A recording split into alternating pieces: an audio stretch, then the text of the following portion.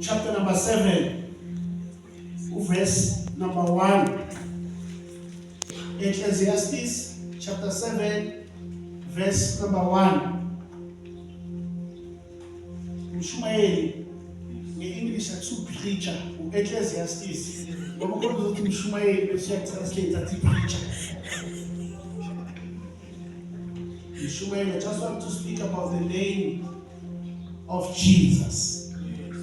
Uti ubishop baka hlabelela la ukhuluma uhlabelela legama lika Jesu.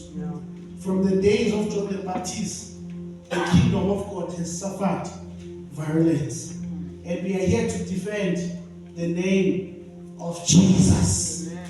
Amen. Right. Siyafunda bazalwane. Isihlobo lakhe besithi wisdom for life. Verse 1.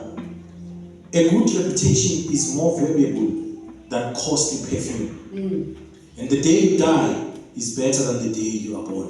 Yeah, living Bible. Yes. Yeah, it's a living Bible.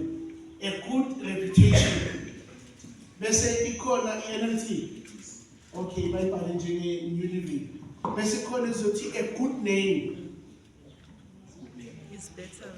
is better than an expensive perfume. And the day you are born, your day of angalo is better than the day wazalwa ngalo. Baba izwi lakho linguwe livela kuwe phinde kusisufunda kwezwi lakho namuhla egameni lika Jesu Kristu. Amen. A good name, a good reputation. Impilo, it's all about the name. It's all about the reputation. Impilo, it's all about ukuthi igama lakho laziwa kanjani nokuthi igama lakho ulakhe kanjani. Sifo endleleni zozibala namuhla umuntu athola ngazi igama. Number 1, igama lakho uyalithola ngokuthi uzalelwe efemelini enegama. Uthi uzalwa athola ifemeli ozalelwa kuyo inani enegama. Kwaziwa ihlala kahle yonke ukuthi lo umntana kabani ngokuba bakho was able ukuthi azakhele igama. Wena uzalwa kule family nani inegama. Number 2, kunento ezame umfowethu uVusi namhlekuseni. Igama uyalithola through association. Uthe usandile masekaqedile la wathi phela lo umngane wami. Na uVusi uzakhela igama lakhe through sandile yasokala bazalwane. Igama uyalithola through association. Ukuthi uhamba nabo bani. Uthi mawufika endaweni bathi phela lo umngane wabo bani. Bese the treatment iyachinja because of igama labantu. Number 3, igama uyathola ukuthi ushade nomuntu onegama. Bese nawe uthola ini igama. Bona abantu bakulandelela kangaka bafuna wena. Bafuna le gama. Uzwane nomuntu onegama bese wanani? Bahloniphe efamily yakini bangahloniphi. Ngoba sowushade nomuntu onani onegama. Number 4, igama uyalithola through ama-achievement. Uthe emhlabeni uzalelwe efamilini enganalutho. Bese wena usebenze nzima. Bese wakha igama lakho. Bese nelilanga bakhulume ngawe through your achievements. Ufike emsebenzini ulapha phasi. Ufunda uqhubeke uzakhela igama. Uqala ibhizinisi njengoba nixoxa namaPakistani kangaka namuhla. Bafike bazakhela igama. They started businesses. Sawabona ba successful.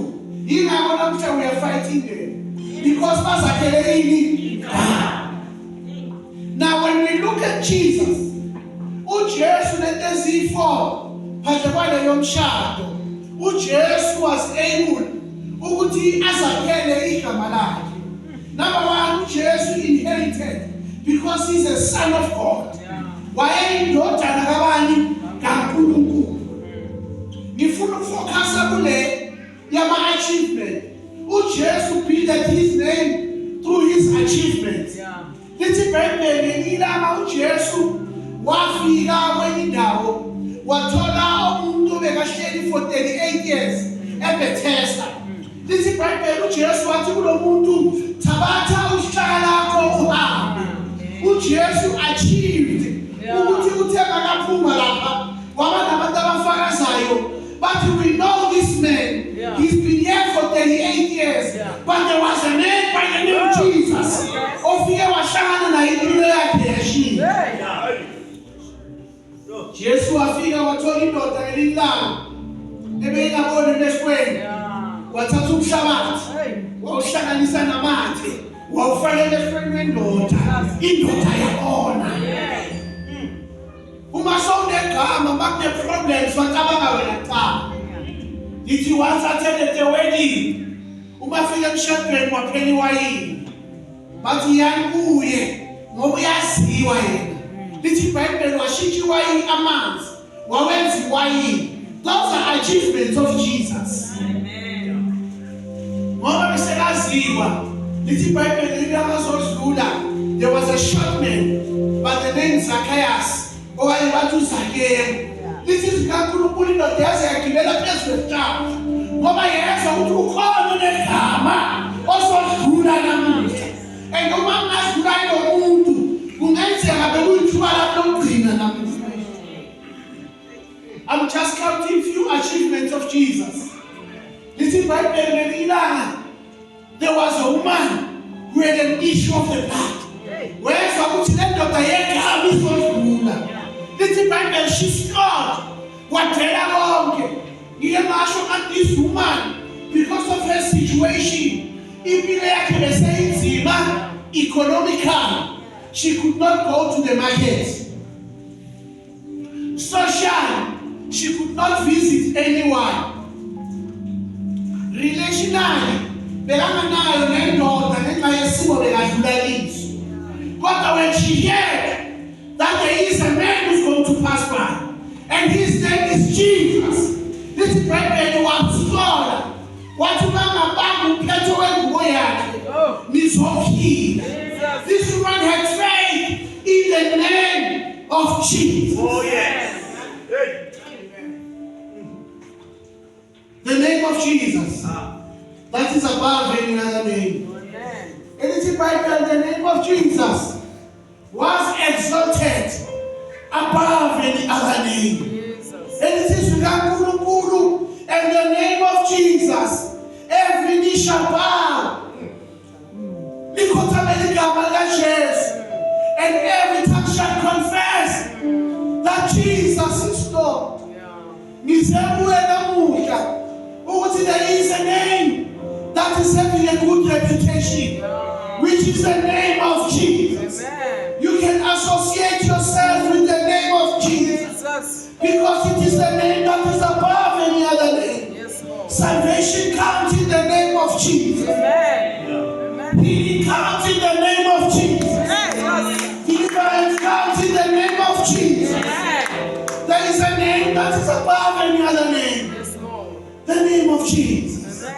When we speak about the global truth, we are speaking about the name of Jesus. They could not